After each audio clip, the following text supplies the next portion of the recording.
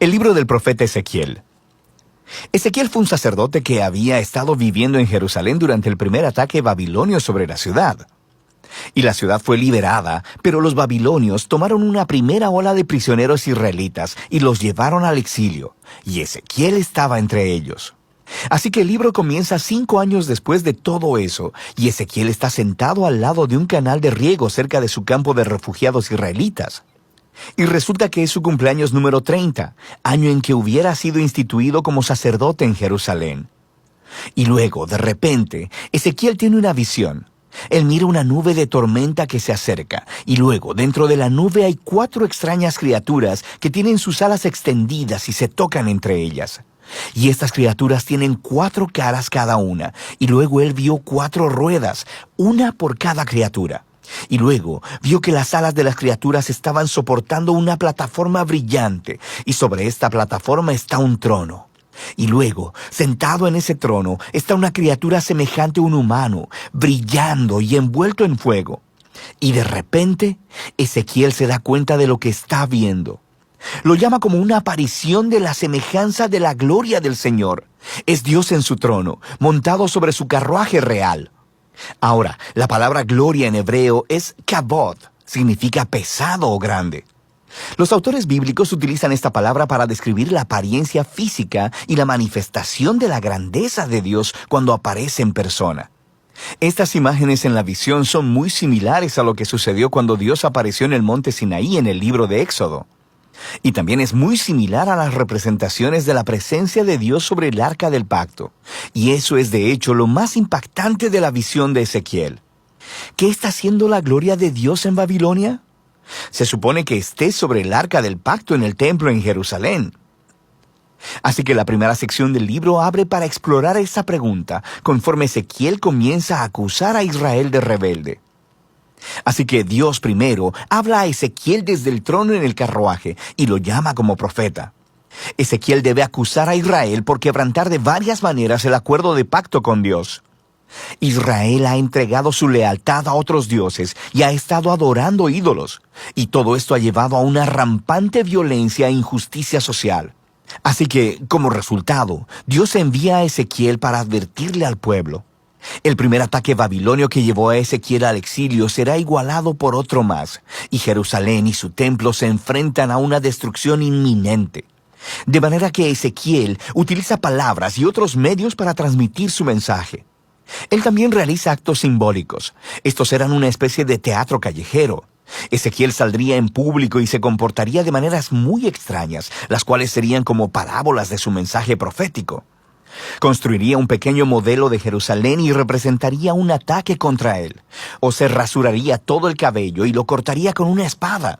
O, el más extremo, él debía representar el rol del macho cabrío el día de la expiación.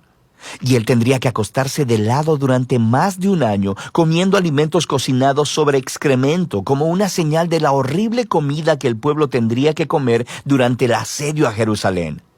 Y quizá lo más desalentador de todo esto son las malas noticias que Dios le dio a Ezequiel, que nadie iba a escucharlo.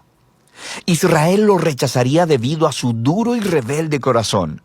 Y esto nos recuerda a la descripción del pueblo que hizo Moisés después de la rebelión en el desierto, cuando predijo que un día sucedería el exilio, y Ezequiel tuvo el desafortunado privilegio de ver todo esto suceder.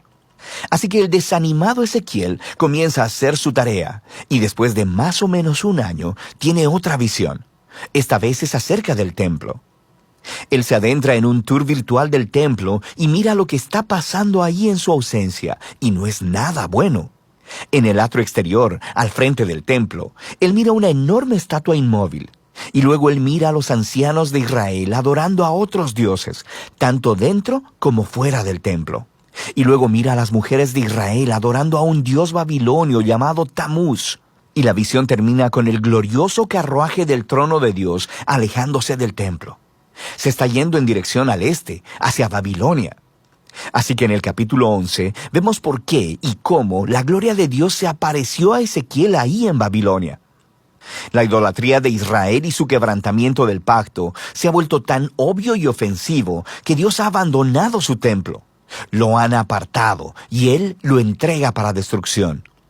Pero Dios no ha abandonado a su pueblo, más bien se fue al exilio con ellos. Así que al final de esta visión en el capítulo 11, Dios promete que traerá de vuelta a la tierra un remanente de Israel y los transformará al sustituir sus corazones de piedra y darles un nuevo y tierno corazón de carne, para que después de todo ellos realmente puedan amar y seguir a su Dios. Este es un pequeño destello de esperanza, el cual rápidamente se sumerge bajo la realidad de la inminente destrucción. Pero el capítulo 11 es una transición clave y nos ayuda a entender cómo ha sido diseñado el resto del libro. Las siguientes 3 secciones son todos anuncios del juicio de Dios. Primero sobre Israel, después sobre las naciones alrededor de Israel y luego solo sobre Jerusalén. Pero luego, después de eso, la conclusión llena de esperanza del capítulo 11 se desarrolla en las últimas 3 secciones del libro. Primero, esperanza para Israel, luego para las naciones y luego para toda la creación. Los capítulos del 12 al 24 se enfocan en el juicio venidero de Dios sobre Israel. Y esta es una colección diversa de ensayos y poemas. Y aquí, Ezequiel muestra su afición por las parábolas y las alegorías. Él describe a Israel como una vara quemada e inútil, o como una esposa rebelde, o como un peligroso león enfurecido que es capturado, o como 2 hermanas promiscuas.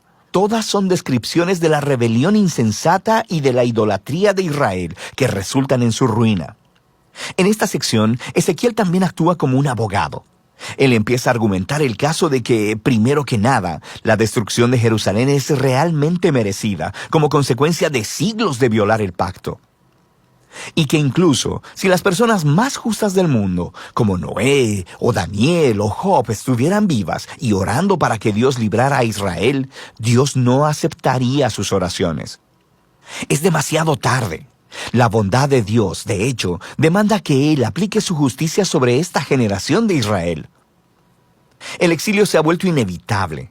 Han alcanzado el punto de no retorno.